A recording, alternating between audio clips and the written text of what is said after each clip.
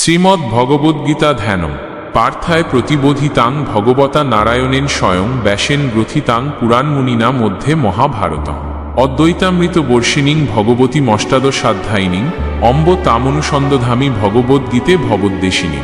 2 অর্থ ওম স্বয়ং ভগবান শ্রীকৃষ্ণ কর্তৃক পার্থ অর্জুনকে উপদেশিত এবং পুরাণমুনি ব্যাসদেব কর্তৃক মহাভারতের মধ্যে গ্রথিত অদ্বৈত রূপ অমৃত বর্ষণকারিণী। 18টি অধ্যায়যুক্তা জননী স্বরূপা ভববন্ধন নাশিনী ভগবদ্গীতাকে আমি ধ্যান করি। শ্রীমদ্ ভগবদ্গীতা অধ্যায় 1 শ্লোক 12-20 ব্যাখ্যা ও জীবন শিক্ষা। শ্রীমদ্ ভগবদ্গীতার প্রথম অধ্যায়ের এই শ্লোকগুলো কুরুক্ষেত্রের যুদ্ধের সূচনালগ্ন এবং উভয় পক্ষের রণসজ্জার বর্ণনা দেয়। এখানে শুধু যুদ্ধ প্রস্তুতি নয়, বরং এর গভীরে লুকিয়ে আছে জীবনের জন্য মূল্যবান কিছু শিক্ষা। শ্লোক 12-15 শঙ্খনাদ ও নেতৃত্বের প্রকাশ। শ্লোক 12 তস্য সঞ্জনয়ন হর্ষং কুরু বৃদ্ধঃ পিতামহঃ সিংহনাদম বিনোদ্যোচ্চৈহে শঙ্খং দোধ্য প্রতাপবান। অর্থ, কুরুকুলের বৃদ্ধ ও প্রতাপশালী পিতামহ ভীষ্ম দুর্যোধনের মনে আনন্দ জাগাতে উচ্চস্বরে সিংহনাদ করে তার শঙ্খ বাজালেন। শ্লোক 13 ততঃ শঙ্খাশ্চ ভের্যশ্চ পনবানক গোমুখা সহশৈবাভ্যহন্যন্ত সশব্দস্তুমূলহ ভবৎ। অর্থ, এরপর শঙ্খ, ভেরি, পনব, আনক ও গোমুখ বিভিন্ন বাদ্যযন্ত্র একসঙ্গে বেজে উঠল, আর সেই শব্দ অত্যন্ত তুমুল হল। শ্লোক 14 তত শ্বেতৈর্হয়োর্যুক্তে মহতি সন্দনে স্থিত মাধবহ পাণ্ডবশ্চৈব দিব্য শঙ্খ প্রদধ্যতু। অর্থ, তারপর শ্বেত অশ্বযুক্ত বিশাল রথে উপবিষ্ট মাধব, শ্রীকৃষ্ণ এবং পাণ্ডব অর্জুন উভয়েই তাদের দিব্য শঙ্খ বাজালেন। শ্লোক 15 পাঞ্চজন্যং ঋষিকেশ দেবদত্তং ধনঞ্জয় পৌণ্ড্রং দগ্ধ মহাশঙ্খং ভীমকর্মা বৃকোদরঃ।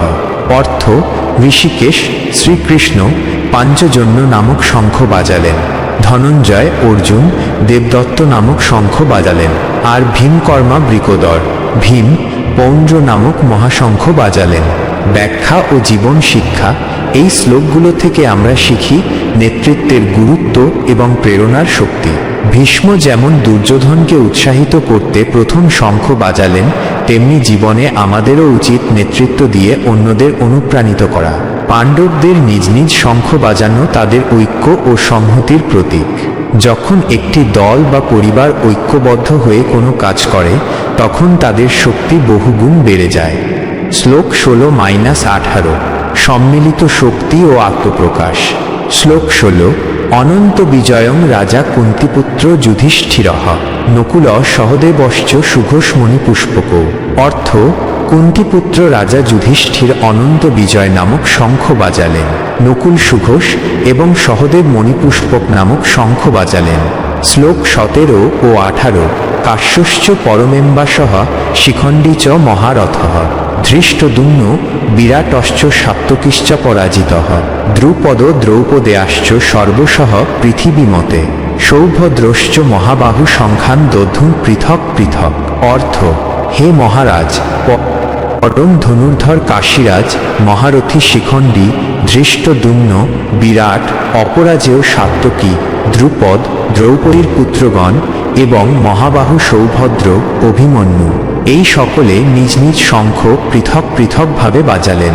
স্মার্ট ব্যাখ্যা ও জীবন শিক্ষা।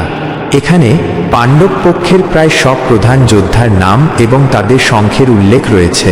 এর মাধ্যমে প্রতিটি ব্যক্তির স্বকীয়তা এবং ভূমিকার গুরুত্ব বোঝা যায়। একটি বড় লক্ষ্যের দিকে এগিয়ে যেতে হলে প্রত্যেকের নিজ নিজ সামর্থ্য অনুযায়ী অবদান রাখা জরুরি। এই শঙ্খনাদগুলো ছিল তাদের সম্মিলিত সংকল্পের বহিঃপ্রকাশ। শ্লোক 19-20 মানসিক প্রভাব ও কর্মের সূচনা। শ্লোক 19 স্বঘোষ ধার্তরাষ্ট্রাণাং হৃদয়ানি বেদারয়ত নভশ্চ পৃথিবীঞ্চৈব তুমুল বেনুনাদয়ন। অর্থ, সেই তুমুল শব্দ আকাশ ও পৃথিবী প্রতিধ্বনিত করে ধার্তরাষ্ট্রদের কৌরবদের হৃদয় বিদীর্ণ করল। শ্লোক 20 অথ ব্যবস্থিতান দৃষ্টা ধার্তরাষ্ট্রান কপিধ্বজঃ প্রবৃত্তে শস্ত্র সংপাতে ধনুরুদ্যম্য পাণ্ডবলে। অর্থ, এরপর কৌরবদের যুদ্ধক্ষেত্রে সজ্জিত দেখে এবং যখন অস্ত্র নিক্ষেপের যুদ্ধ শুরুর উপক্রম হল তখন কপিধ্বজ অর্জুন সেই পাণ্ডব তার ধনুক উত্তোলন করলেন। স্মার্ট ব্যাখ্যা ও জীবন শিক্ষা। পাণ্ডবদের সম্মিলিত শঙ্খধ্বনি কৌরবদের মধ্যে ভয় ও মানসিক চাপ সৃষ্টি করেছিল। এটি প্রমাণ করে যে শুধুমাত্র শারীরিক শক্তি নয়, আত্মবিশ্বাস এবং দৃঢ় সংকল্পের বহিঃপ্রকাশও প্রতিপক্ষকে দুর্বল করে দিতে পারে। অর্জুনের ধনুক উত্তোলনের মাধ্যমে বোঝানো হয়েছে যে সঠিক সময়ে কর্মের জন্য প্রস্তুত হওয়া এবং সিদ্ধান্ত গ্রহণ করা কতটা জরুরি। জীবনের যে কোনো বড় চ্যালেঞ্জের মুখোমুখি হওয়ার আগে সম্পূর্ণ মানসিক ও শারীরিক প্রস্তুতি থাকা অত্যাবশ্যক। এই শ্লোকগুলো থেকে আমরা শিখি যে কোনো কঠিন পরিস্থিতিতে দৃঢ় নেতৃত্ব, ঐক্যবদ্ধতা, আত্মবিশ্বাস এবং সঠিক সময়ে পদক্ষেপ গ্রহণ করা অত্যন্ত গুরুত্বপূর্ণ। শ্রীমদ্ ভগবদ্গীতার শ্লোক 12-20 থেকে জীবন শিক্ষা। শ্রীমদ্ ভগবদ্গীতার প্রথম অধ্যায়ের শ্লোক 12 থেকে 20 পর্যন্ত বর্ণিত যুদ্ধক্ষেত্রের প্রস্তুতি আমাদের দৈনন্দিন জীবনের জন্য অনেক মূল্যবান শিক্ষা দেয়। এই শ্লোকগুলো থেকে আমরা যে গুরুত্বপূর্ণ জীবন শিক্ষাগুলো পাই সেগুলো হলো: 1. নেতৃত্বের ভূমিকা ও অনুপ্রেরণা। স্মার্ট ব্যাখ্যা। ভীষ্মের সিংহনাদ ছিল দুর্যোধনকে উৎসাহিত করার জন্য। একইভাবে পাণ্ডবদের সম্মিলিত শঙ্খধ্বনি তাদের ঐক্য ও দৃঢ়তা প্রকাশ করে।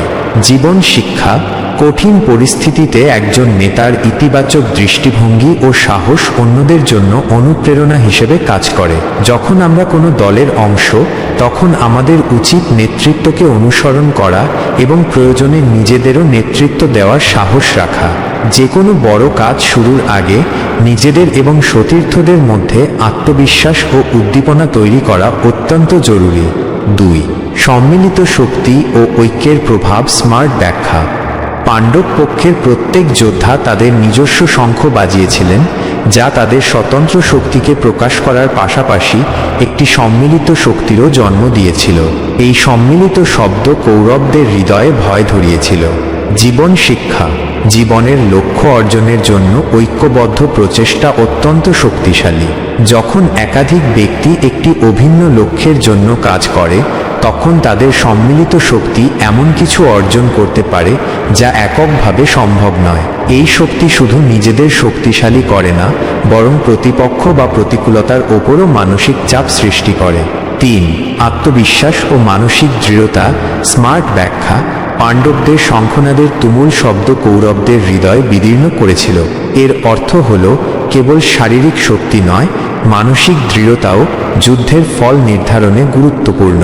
জীবন শিক্ষা।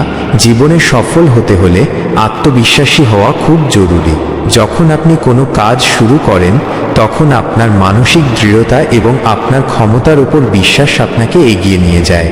এই আত্মবিশ্বাস আপনার প্রতিপক্ষের বা যে কোনো চ্যালেঞ্জের ওপর এক ধরনের প্রভাব ফেলে, যা আপনার জন্য ইতিবাচক ফল বয়ে আনতে পারে। 4. সঠিক প্রস্তুতি ও সময়োপযোগী পদক্ষেপ। স্মার্ট ব্যাখ্যা। অর্জুন যখন দেখলেন যে যুদ্ধ শুরু হতে চলেছে এবং অস্ত্র নিক্ষেপের সময় এসেছে, তখন তিনি তার ধনুক উত্তোলন করলেন। এটি যুদ্ধের জন্য তার সম্পূর্ণ প্রস্তুতির ইঙ্গিত দেয়। জীবন শিক্ষা। যে কোনো গুরুত্বপূর্ণ কাজ বা চ্যালেঞ্জের আগে পর্যাপ্ত প্রস্তুতি নেওয়া অত্যাবশ্যক। পরিকল্পনা, দক্ষতা অর্জন এবং প্রয়োজনীয় সরঞ্জাম সংগ্রহ করে প্রস্তুত থাকলে আপনি আত্মবিশ্বাসের সাথে সেই কাজ শুরু করতে পারবেন। এছাড়া সঠিক মুহূর্তে পদক্ষেপ নেওয়াও খুব জরুরি। সুযোগ হাতছাড়া না করে উপযুক্ত সময়ে কাজ শুরু করা সাফল্যের চাবিকাঠি। 5. ব্যক্তিগত অবদান ও সামগ্রিক লক্ষ্য। স্মার্ট ব্যাখ্যা। পাণ্ডবদের প্রতিটি যোদ্ধা নিজস্ব শঙ্খ বাজিয়েছিলেন, যা প্রত্যেকের স্বতন্ত্র অবদানকে তুলে ধরে। জীবন শিক্ষা।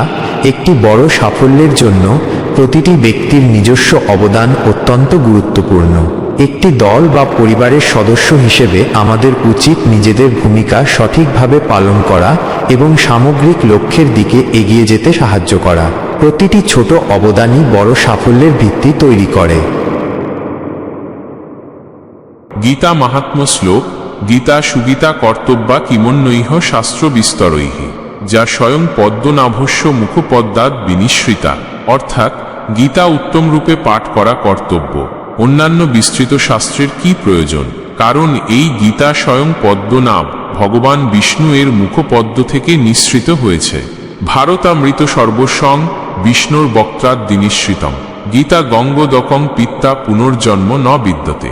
অর্থাৎ গীতা মহাভারত রূপ অমৃতের সর্বস্ব এবং স্বয়ং বিষ্ণুর মুখ থেকে নিঃসৃত। যে গীতারূপ গঙ্গোদক পান করে অর্থাৎ গীতা পাঠ করে তার আর পুনর্জন্ম হয় না।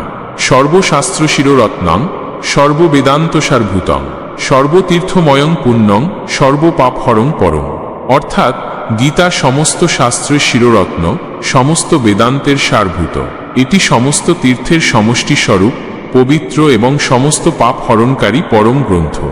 যস্মিন সর্বাণি তীর্থানি যস্মিন সর্বাণি দেবতঃ যস্মিন সর্বাণি ভূতানি তস্মিন গীতা সুনিশ্চিতা। অর্থাৎ যেখানে সমস্ত তীর্থ, যেখানে সমস্ত দেবতা, যেখানে সমস্ত প্রাণী বিদ্যমান, সেখানেই গীতা নিশ্চিতভাবে বিদ্যমান। গীতা পাঠন মাত্রেন সর্বপাপৈহ প্রমুচ্যতে গীতামৃত পানেন স জান্তি পরমং পদম। অর্থাৎ শুধুমাত্র গীতা পাঠ করলেই সমস্ত পাপ থেকে মুক্ত হওয়া যায়। গীতামৃত পান করে সে পরম পদ মোক্ষ লাভ করে।